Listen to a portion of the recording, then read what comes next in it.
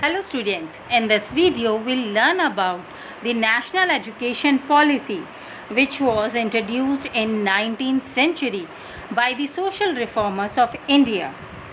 So let's learn about that policy. Many people were not satisfied by the system of education which was introduced by the British in 19th century because it glorified only the Western science and culture.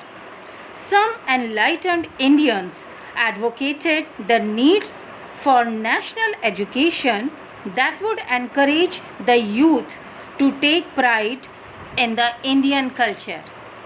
And because of this, the first step in this direction was the setting up of the National Council of Education in 1906.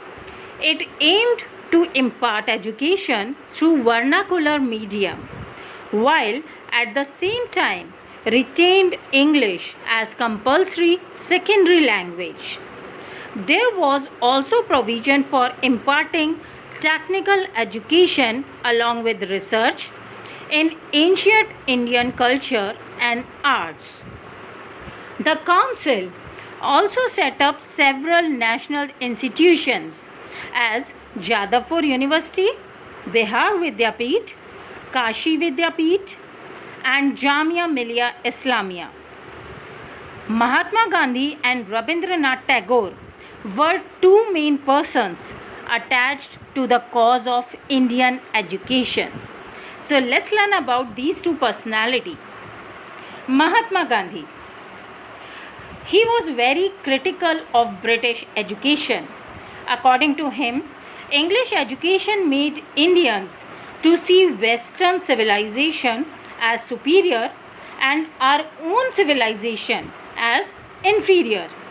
Gradually, Indians educated in these institutions started admiring the British rule.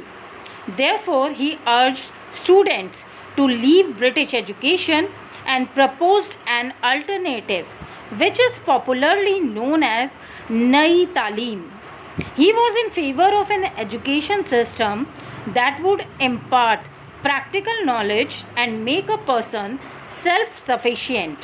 He believed that the Western system of learning did not promote love and respect for one's own culture and motherland.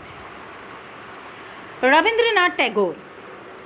He was also found several lacunae in the British educational system, and he believed that human beings are most creative and respective in their natural surroundings. A classroom with four walls will automatically block the mind of a student. Tagore practically followed his philosophy by opening his dream educational institution at Shantiniketan.